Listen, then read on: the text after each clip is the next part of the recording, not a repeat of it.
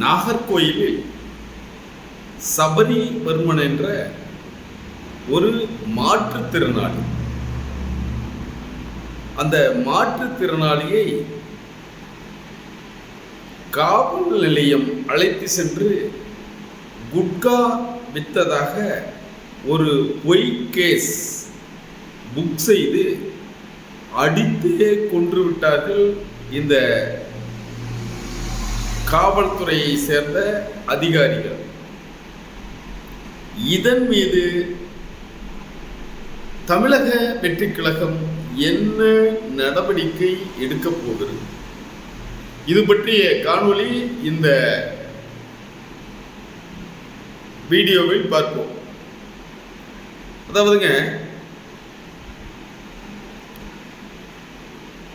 சபரிவர்மன் அப்படிங்கிற ஒருத்தர்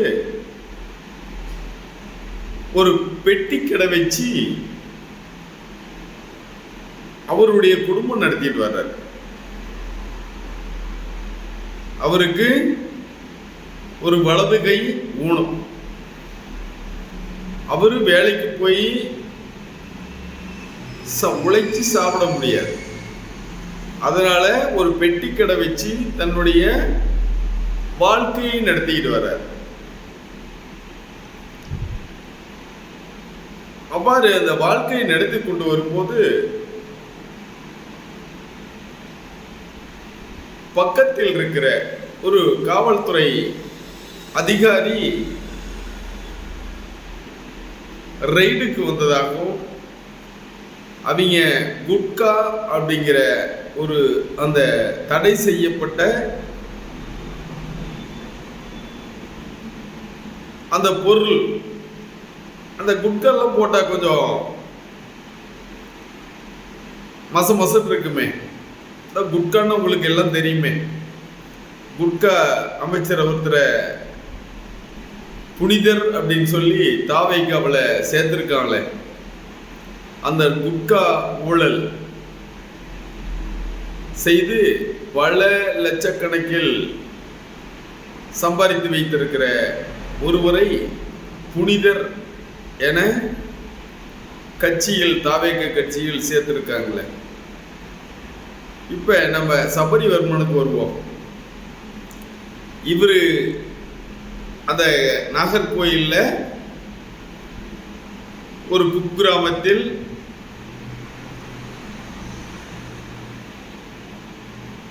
பெட்டிக்கடை வச்சு வியாபாரம் பண்ணிட்டு வர்றார். காவல்துறை அப்பப்ப வசூலுக்கு வருவாங்க.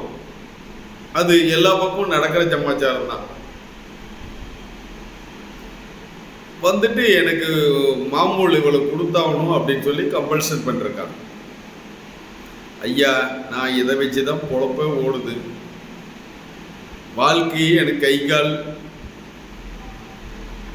இல்லை, ஒரு மாற்றுத்திறனாளி ஊனம், இதை வச்சுதான் பொழப்பு ஓட்டிட்டு வரேன் அப்படின்னு சொல்லி அவர் ஏதோ சொல்லிருக்கார். ரெண்டு பேருக்கும் பேசி வாக்குவாதம் ஆகி போச்சு. அன்னைக்கு அந்த டைம்ல அவங்க சம்சாரம் தான் இருந்திருக்காங்க. அந்த பொண்ணு ஏதோ கம்ப்யூட்டர் சயின்ஸ் படிச்சிருக்க மாட்டிருக்கு. அவர் இல்லாத டைம்ல அந்த அம்மா தான் இருந்திருக்க மாட்டிருக்குது. எஸ்ஐ கேட்டிருக்காரு. அவங்கிட்ட காசு இருந்துச்சோ இல்லையோ தெரியல. அவங்க ஏதோ சாக்கு போக்கு சொல்லிருக்காங்க. உடனே 9ஆம் தேதி, போன 9ஆம் தேதி வியாழக்கிழமை வந்திருக்காங்க. அவரை ஸ்டேஷனுக்கு என்கொயரிக்கு கூட்டு போயிட்டாங்க. கூட்டு போன உடனே இந்த தகவல் சம்சாரத்துக்கு தெரியுது. அந்த அம்மா போலீஸ் ஸ்டேஷன் போய் பார்த்துருக்காங்க. அப்பயே அவருக்கு ஒரு நார்மலான ஸ்டேஜில் தலை தொங்கிருச்சான். அவர் அப்நார்மலாக இருந்திருக்கார். என்னங்க என் கூட்டுக்காரரை இப்படி நீங்கள் பண்ணிருக்கீங்களே அப்படின்னு சொல்ல, இது சாதாரண என்கொயரி தாம்மா, நாங்கள் என்கொயரி பண்ணிட்டு விட்டுருவோம் அப்படின்னு சொல்லியிருக்காங்க. அவரு என்ன சொல்றாரு, இந்த அம்மா கிட்ட எல்லாம் சொல்லிடாத, நான் வந்துடுறேன் அப்படின்னு சொல்லிருக்காரு. ஒரு சாதாரண என்கொயரின்னு சொல்லிட்டு இவரை ஜெயிலுக்கு அனுப்பிச்சிட்டாங்க. ஜெயிலுக்கு அனுப்பணும்னா அந்த அம்மா மறுபடியும் போய் பார்த்துருக்காங்க வெள்ளிக்கிழமை. அவரு என்னை உடனே பெயில் எடுத்துரு, அம்மா கிட்ட சொல்லிடாத அப்படின்னு அப்பையும் சொல்லிருக்காரு. அன்னைக்கு வெள்ளிக்கிழமை. வெள்ளிக்கிழமை அன்னைக்கும் இவரை வெளியூர்ல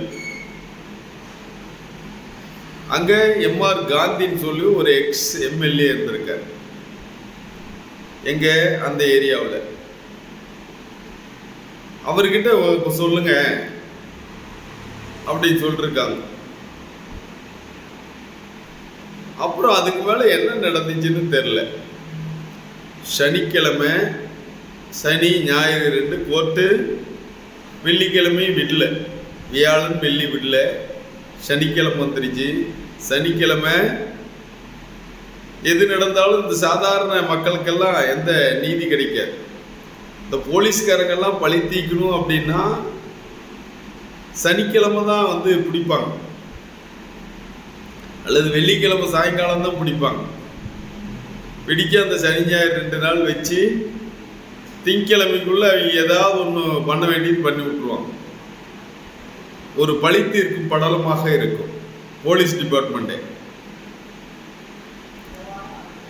இந்த சபரிவர்மனுக்கும் அதே தான் நடந்திருக்கிறது.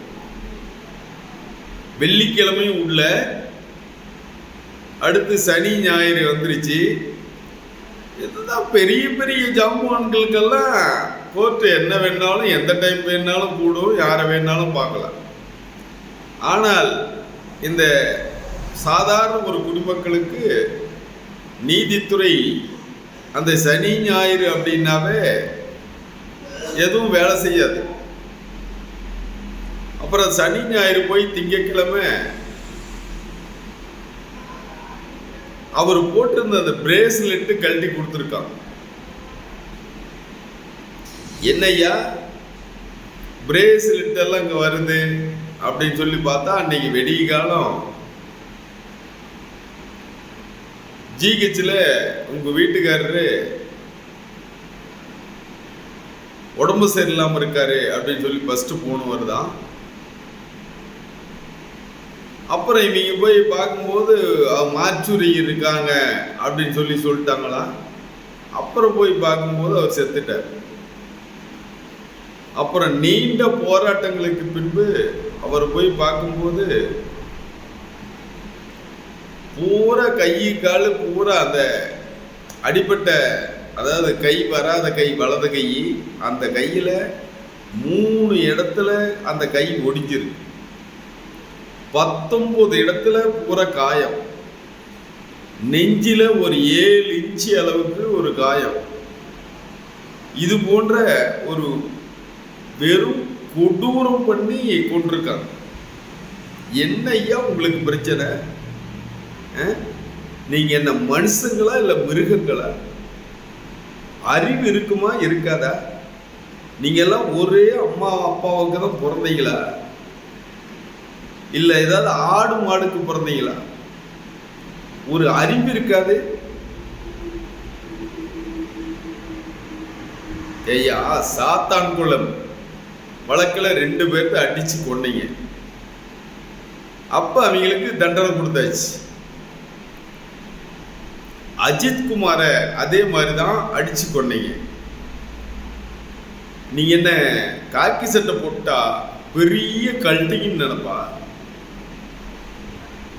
உங்களெல்லாம் கேட்கறதுக்கு எவனுமே ஆள் இல்லையா?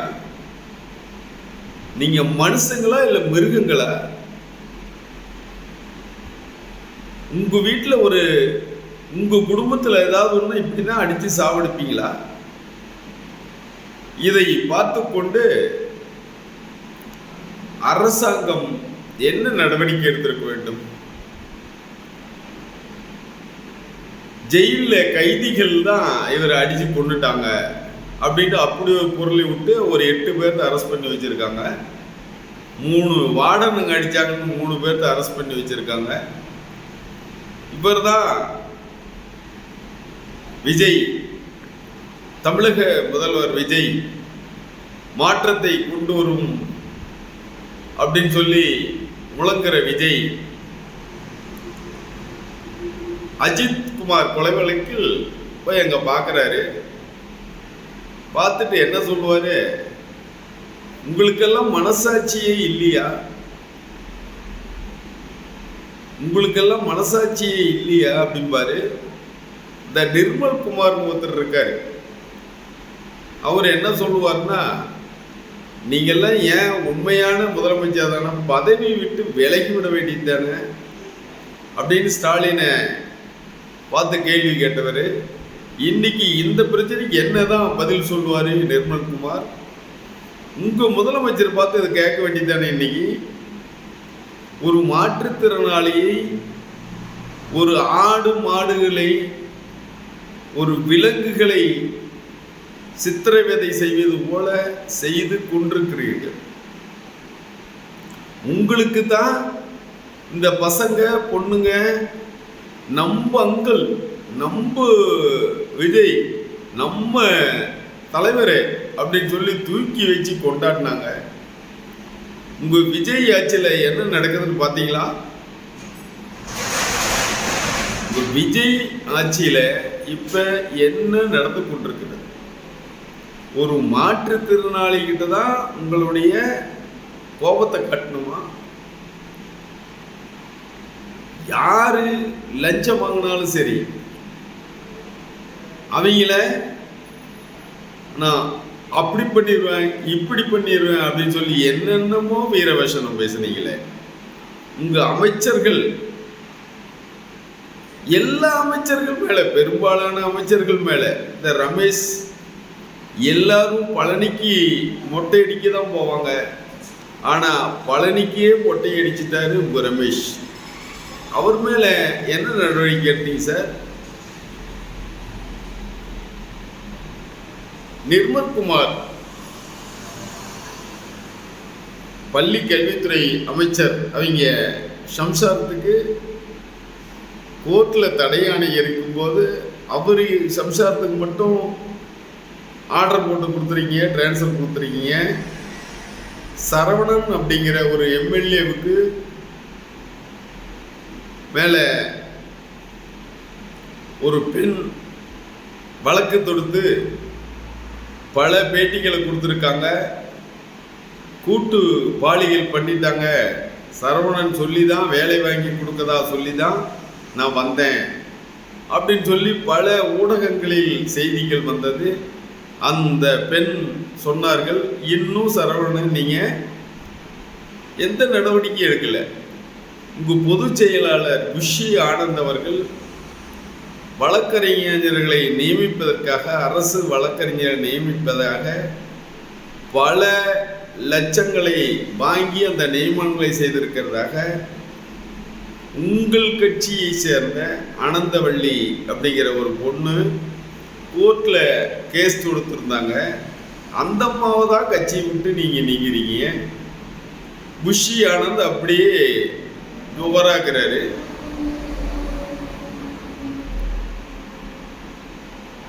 யாரையும் நான் விட்டு சொந்தம் பந்தம் பக்கத்தில் ஃப்ரெண்டெல்லாம் பார்க்க மாட்டேன், எனக்கு மக்கள் தான் முக்கியம் அப்படிங்கிறீங்க. ஜனமா பணமா அப்படின்னா எனக்கு ஜனம் தான் முக்கியம். நீங்கள் இந்த ஜனத்தை இப்படி அடித்து சாவடிக்கிறாங்க. எந்த நடவடிக்கையும் காணா.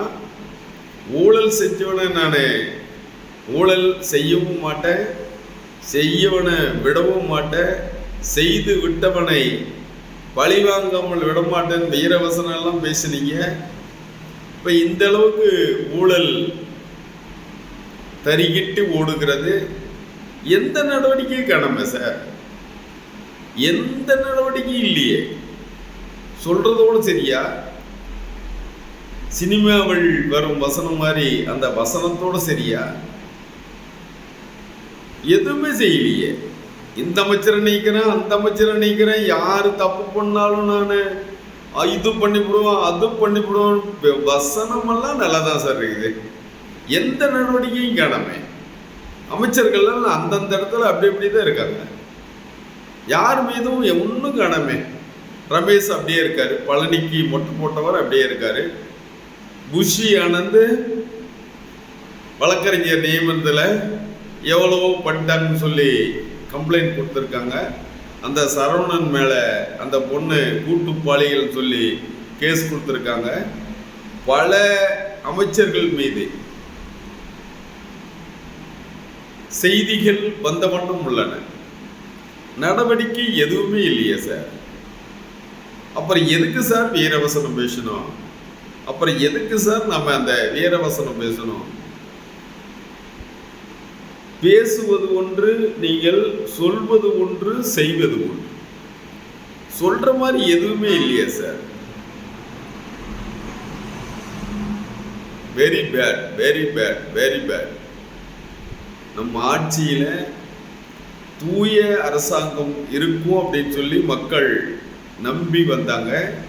அந்த மக்களுக்கு கிடைத்திருக்கும் பரிசு இதுதானா? இதுபோல் ஒரு மாற்றுத்திறனாளியை கூட்டு போய் ஒரு வாயில்லா பூச்சி, ஒரு ஏழை எளிய மக்களை போலீஸ் ஸ்டேஷனையோ ஜெயிலையோ வச்சு சாவடிக்கிறது தான் நம்முடைய ஆட்சியா? என்ன சார், என்ன நடக்குது தமிழ்நாட்டில்? என்ன சார் நடக்குது? Very bad, very bad. இது போன்ற காணொளிகளுக்கான நம் சேனலை சப்ஸ்கிரைப் செய்யுமாறு அன்போடு கேட்டுக்கொள்கிறோம். நன்றி, வணக்கம்.